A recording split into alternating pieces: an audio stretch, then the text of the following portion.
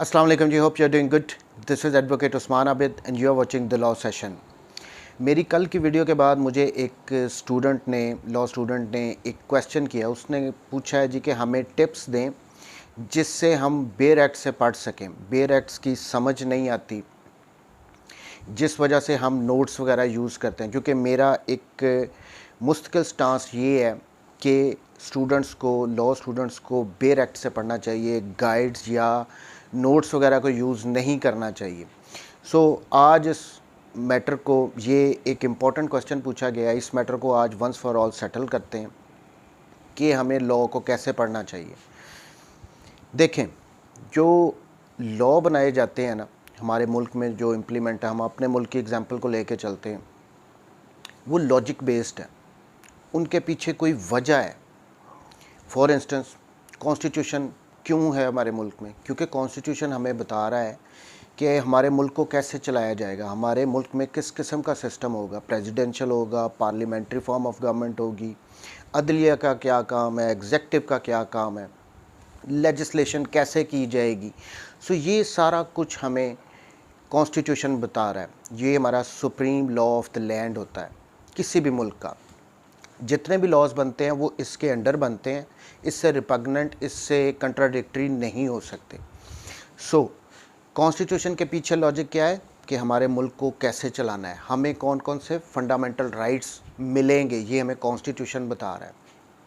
Next आ जाएं, PPC हमें क्या कह रहा है? पाकिस्तान पीनल कोड, वो हमें वो एक्ट्स बता रहा है पीपीसी कि जो कि प्रोहिबिटेड है। अगर आप उनको करोगे तो आपको पनिशमेंट मिलेगी, और वो पीपीसी साथ साथ पनिशमेंट भी बता रहा है। नेक्स्ट थिंग, अब ये जो एक्ट किसी ने अगर वो कर लिया है जो कि प्रोहिबिटेड है, पीपीसी कह रही है कि आपने ये एक्ट नहीं करना, इसकी इतनी सज़ा है। किसी ने अगर वो एक्ट कर लिया है तो उसको कन्विक्ट करने के लिए जो प्रोसीजर सारा अडॉप्ट किया जाएगा क्रिमिनल कोर्ट्स में, वो हमें बता रही है सीआरपीसी। नेक्स्ट थिंग, सीपीसी हमें क्या बता रही है? सीपीसी के पीछे क्या लॉजिक है? देखें, अगर कोई क्रिमिनल एक्ट बंदा करता है तो उसके लिए तो पीपीसी और सीआरपीसी अप्लाई होंगी। बट अगर दो प्राइवेट पर्सन्स के दरमियान कोई सिविल डिस्प्यूट है तो ऑब्वियसली वो कोर्ट में जाएगा, सिविल कोर्ट में जाएगा। सिविल कोर्ट में वो सिविल सूट फाइल करेगा। वहाँ पे कैसे सारा प्रोसीजर सिविल कोर्ट्स में अडॉप्ट किया जाएगा, कैसे उसने प्लेंट को तैयार करना है, कैसे रिटर्न स्टेटमेंट फिर आएगा, फिर इश्यूज़ फ्रेम किए जाएंगे, ये सारा सिविल कोर्ट्स का प्रोसीजर हमें सीपीसी ने बता दिया। अब नेक्स्ट थिंग, कोई भी केस, चाहे वो सिविल केस हो चाहे क्रिमिनल केस हो, उसको प्रूव तो आप नहीं करना है ना, जिसने भी करना है। सिविल केस को प्लेंटिफ ने प्रूव करना है अगर उसने रिलीफ लेना है जो उसने क्लेम किया हुआ है। क्रिमिनल केस में प्रोसिक्यूशन ने अपने केस को साबित करना है। साबित कैसे करना है? ऑब्वियसली एविडेंस के थ्रू साबित करना है। आपको सबूत देने पड़ेंगे।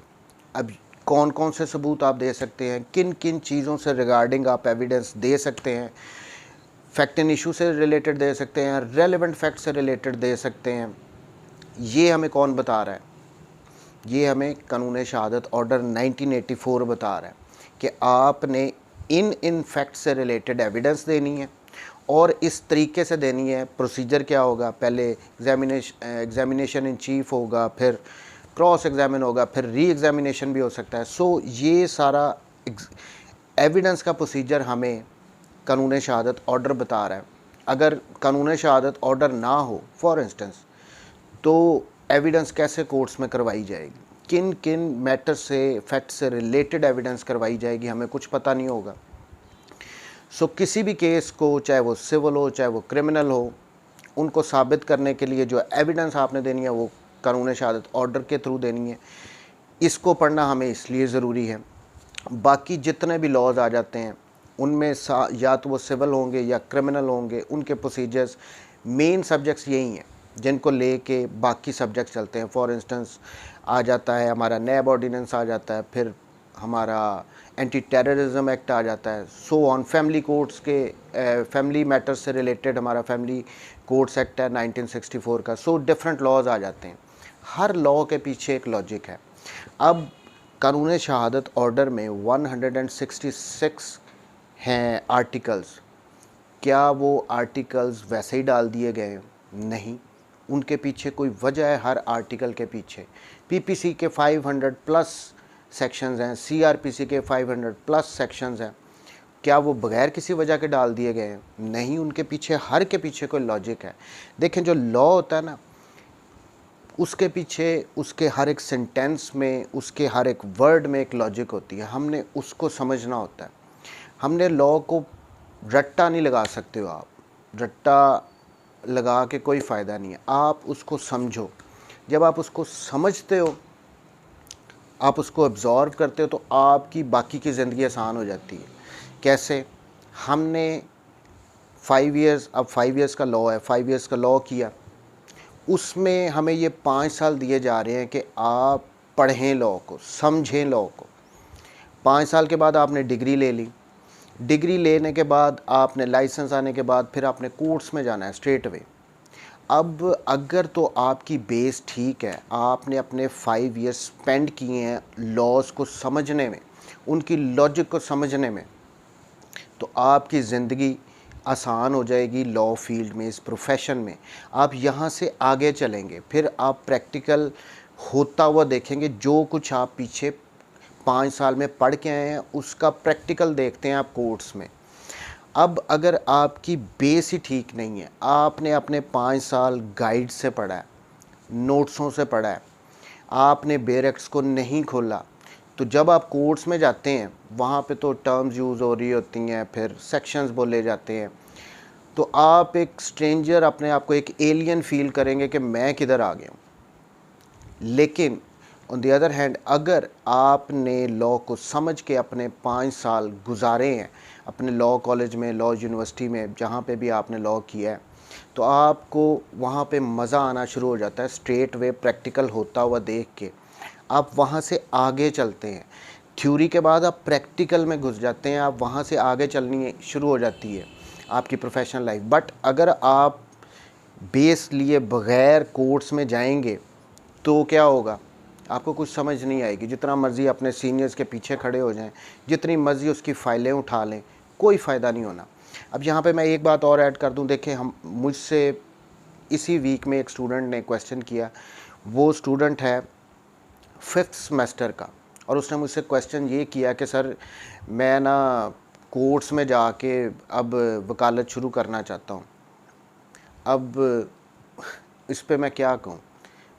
5 साल जो आपको थ्योरी पढ़नी चाहिए, जो आपके लॉ कॉलेज में पढ़ा रहे हैं, जो आपको यूनिवर्सिटी में पढ़ा रहे हैं, आप उसको छोड़ के स्ट्रेट वे अदालत में जाना चाह रहे हो, किसी सीनियर को ज्वाइन करना चाह रहे हो। क्यों भाई? देखिए, हर काम का एक वक्त होता है। मैं बड़ा अगेंस्ट हूँ इस बात के। मेरे फादर ने खुद भी मुझे, जब तक मैंने लॉ नहीं किया था, मुझे अदालतों में वो नहीं लेके आए थे, क्योंकि जो टाइम मेरा पढ़ने का है वो मुझे पढ़ने पे लगाना चाहिए। जब वो वक्त आएगा, मेरा लाइसेंस आ जाएगा, तब मैं अदालतों में चला जाऊंगा। जब मेरी डिग्री हो जाएगी, मैं अदालतों में चला जाऊंगा, मैं देख लूँगा क्या होता है। अभी आपको टाइम मिल रहा है 5 साल का कि आप पढ़ें अपने लॉ को। ये बहुत वास्ट फील्ड है, बहुत हार्ड हिटिंग फील्ड है, बहुत टाइम टेकिंग प्रोफेशन है। आप शुरू में अपनी बेस को स्ट्रॉन्ग करें, 5 साल अपने लॉ को दें। उसके बाद जब टाइम आएगा, आप कोर्स में चले जाएं। यहाँ पे आपको लॉ कॉलेजेस में, यूनिवर्सिटीज़ में वो लॉ पढ़ा रहे हैं, वहाँ पे आपने जाके अदालतों में क्या करना है? किसी सीनियर की फ़ाइल उठानी है, पीछे पीछे उनके फिरना है, अदालतों में जाके उनके पीछे खड़े होना है। आपने अगर एक कोई सिविल केस चल रहा है, आप अपने सीनियर के पीछे वहाँ पे खड़े हैं कोर्ट में, लॉ कॉलेज को में आप नहीं जा रहे, क्या फ़ायदा उसका? सीपीसी आपने पढ़ी नहीं है, उसके पीछे अगर सीनियर के खड़े हैं तो उसका क्या फ़ायदा है? क्या लॉजिक है? उससे बेटर ये नहीं होगा कि क्या आप अपने 5 साल अपने कॉलेज में गुजारें, सीपीसी को पढ़ें, उसके बाद किसी केस में जाके सीनियर के पीछे खड़े हों, उसका प्रैक्टिकल होता हुआ देखें जो आपने थ्योरी पढ़ी है, तो ज़्यादा फ़ायदा होगा। सो हर काम का एक वक्त होता है, उसको अपने वक्त पे ही किया जाना चाहिए। जो आपका स्टडी टाइम है, आपको 5 साल का, अगर 5 साल का टाइम रखा गया है लॉ का, उसके पीछे भी कोई लॉजिक है। उसके पीछे लॉजिक ये है कि लॉ बहुत वास्ट है, इसमें बहुत सारे सब्जेक्ट हैं, इसीलिए टाइम पहले 3 से इसको 5 साल कर दिया गया। अब आ जाएं उस क्वेश्चन पे कि बेयर एक्ट से समझ नहीं आती, इनको कैसे पढ़ें। देखें, जब भी आप किसी स्ट्रेंजर से मिलते हैं तो पहले आप अपना तारुफ़ कराते हैं, वो आपको अपना तारुफ़ कराता है, उसके बाद फिर बात आगे बढ़ती है। सेम वे आप कोई भी सब्जेक्ट का बेयर एक्ट खोलें, कोई भी सब्जेक्ट आप पढ़ना शुरू करें, सीपीसी पढ़ना शुरू करें, पीपीसी पढ़ना शुरू करें, व्हाटएवर जो भी आप पढ़ना चाहते हैं, सो फर्स्ट में वो सब्जेक्ट हमेशा आपको अपना इंट्रोडक्शन करवा रहा होता है, आपको प्रीएम्बल में बता रहा होता है कि मैं इस वजह से बनाया गया हूँ, मैंने ये करना है। कॉन्स्टिट्यूशन को देख लें, इतना बड़ा प्रीएम्बल है, वो बता रहा है कि ये कुछ होगा। नेक्स्ट फिर वो क्या होता है, हम अपनी इनेक्टमेंट डेट बता रहा होता है, अपनी इन्फोर्समेंट की डेट बताता है वो सब्जेक्ट। उसके बाद क्या करता है, वो डेफिनेशंस बताता है। आप पीपीसी में देख लें, डेफिनेशंस हैं आई थिंक, फिर सीआरपीसी में डेफिनेशंस हैं, कानून शहादत ऑर्डर में डेफिनेशंस हैं। वो ये डेफिनेशंस बता रहा होता है कि ये टर्म्स आगे बार बार यूज़ होनी है, इनको यहीं पे समझ लो। लेकिन हमने क्या करना होता है, हमने स्ट्रेट अवे स्पॉट हम रीडिंग करते हैं सारे। अपनी स्टूडेंट लाइफ में 10 सवाल आ गए हैं, 20 सवाल आ गए हैं, बस उनको याद कर लो। फिर अगर आपने ये करना है तो कभी भी आप बेयर एक्ट को उसकी थॉरो स्टडी कर ही नहीं पाएंगे। आप इस तरह पढ़ें, बेयर एक्ट से पहले ऑब्वियसली उसका शुरू से शुरू करें, उसकी डेफिनेशंस को समझें कि ये जो आगे आगे टर्म्स यूज़ होनी है, ये मुझे इम्पोर्टेंट, ये खुद ही बता रहा है सब्जेक्ट। उसके बाद फिर आगे आगे जाएं। ऑब्वियसली मैं मानता हूँ कि जो बेयर एक्ट्स की लैंग्वेज है वो थोड़ी टेक्निकल होती है, लेकिन इसका मतलब ये तो नहीं कि आप उसको छोड़ के तो दूसरे शॉर्टकट्स पे आ जाएं। अब जो भी ये, अब कुछ मैं मानता हूँ कि हमारी ऑब्वियसली इंग्लिश इतनी समटाइम्स इम्प्रूव नहीं होती, वो लीगल टर्म्स ज़रा मुश्किल होती हैं। बट देखें, जब मैंने 2003 में अपनी डिग्री कंप्लीट कर ली थी, उस दौर में तो ये मोबाइल भी नहीं होते थे, हम तो वो डिक्शनरियों से पढ़ते होते थे। मेरे पास अभी भी यहाँ पे पड़ी है रैक में मेरी उस दौर की डिक्शनरी। अब तो जो ये मोबाइल फ़ोन है, इसमें आप लीगल डिक्शनरी डाउनलोड कर सकते हैं, आप सिंपल डिक्शनरी डाउनलोड कर सकते हैं। वो भी नहीं है अगर करना तो गूगल में अगर आप टाइप कर दें कोई भी टर्म, तो वो आपको बता देती है इसका उर्दू में मीनिंग क्या है, उसकी डेफिनेशन पूरी बता देती है। उसको पढ़ें।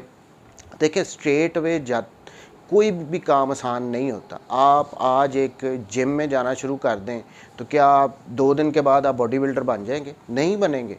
शुरू में आपको स्ट्रगल करनी पड़ेगी, आपको मुश्किलें आएंगी। जो ये कोई क्रिकेटर है, वो पहले दिन ही जाके अपनी फास्ट बॉलिंग शोएब अख्तर की तरह शुरू कर देता है? नहीं, शुरू में उसको मुश्किलात आती हैं, उसको सीखना पड़ता है। सो ये जो एक्सक्यूज़ है ना जी कि हमें मीनिंग समझ नहीं आते, ये जस्ट एक्सक्यूज़ेज़ हैं। हमें इनसे बाहर निकल के सोचना पड़ेगा। आपके पास इतनी फैसिलिटी है, मोबाइल, आप बेयर एक्ट पढ़ना शुरू करें, नहीं समझ आ रही, कोई वर्ड डिफ़िकल्ट आ गया, वहीं से अपना डिक्शनरी से उसका मतलब देख लें। कैसा नहीं समझ आता? शुरू में मैं मानता हूँ आपको महीना 2 महीना इन बेयर एक्ट से यूज़ टू होने में टाइम लगता है, बट आप कुछ अरसे के बाद अच्छा फ़ील करना शुरू कर देते हैं, आपको समझ आनी शुरू हो जाती है इस लैंग्वेज की, बेयर एक्ट की। नेक्स्ट थिंग, सो ये एक्सक्यूज़ेज़ ही हैं। अगर आप शुरू करें तो बेयर एक्ट से आहिस्ता आहिस्ता, मैं मानता हूँ शुरू में मुश्किल होगी, लेकिन आहिस्ता आहिस्ता आसानी आना शुरू हो जाएगी, ये समझ आना शुरू हो जाते हैं। देखें, जैसे जैसे आप पढ़ते जाते हैं ना, आप लॉ को समझ के पढ़ते हैं, उसकी लॉजिक को समझ के पढ़ते हैं, वैसे वैसे आपका जो कॉन्फिडेंस है ना वो बूस्टअप होना शुरू हो जाता है। क्योंकि हम जब कोर्ट्स में जाते हैं, फॉर इंस्टेंस अगर मैं किसी केस में जा रहा हूँ, वहाँ पे समटाइम्स ऐसे भी सिचुएशंस आ जाती हैं कि आपसे क्वेश्चन ऐसा कर लिया जाता है लीगल पॉइंट पे, अगर नहीं पता होगा तो शर्मिंदगी होगी, लेकिन अगर आपको पता होगा तो स्ट्रेट वे आप उसका आंसर देंगे, आपको रिलीफ दिया जाएगा। आप लॉ फील्ड में आए हैं, बाई चॉइस आए हैं, अब ये फील्ड में, इसमें अगर करना है इसको तो पूरा जस्टिफाई करें, इसको पढ़ें, समझ के पढ़ें, इसकी लॉजिक को समझें। जैसे जैसे आप इसकी लॉजिक को समझ के पढ़ेंगे तो आप किसी भी एक्ट से रिलेटेड, किसी भी टॉपिक से रिलेटेड आप अपनी ओपिनियन को फॉर्म कर सकेंगे। और ओपिनियन फॉर्म करने के लिए ज़रूरी है कि हम बेयर एक्ट्स को पढ़ें, उस लॉ को कंप्लीट पढ़ें। So there are no shortcuts in law. आपको बेयर एक्ट से ही पढ़ना चाहिए। If you want to be a successful lawyer, आप नॉलेजेबल लॉयर बनना चाहते हैं तो आपको बेयर एक्ट से पढ़ना चाहिए। शुरू में मुश्किलें होंगी लेकिन आसान होती जाएंगी। अगर आप आज कर लेंगे तो कल को आपको प्रैक्टिस में इसका फ़ायदा होगा। अदरवाइज़ फिर जो होना है, बाइक के पीछे एडवोकेट लिखा होगा, अटॉर्नी एट लॉ गाड़ी के पीछे लिखा होगा, बाकी फिर यही रह जाता है। पढ़ेंगे, कल को फ़ायदा देगा। आई होप मैंने जो क्वेश्चन था जिसको एड्रेस करना ज़रूरी था उसको कर दिया होगा। So study from the bare act. Thank you very much. Take care. अल्लाह हाफ़िज़।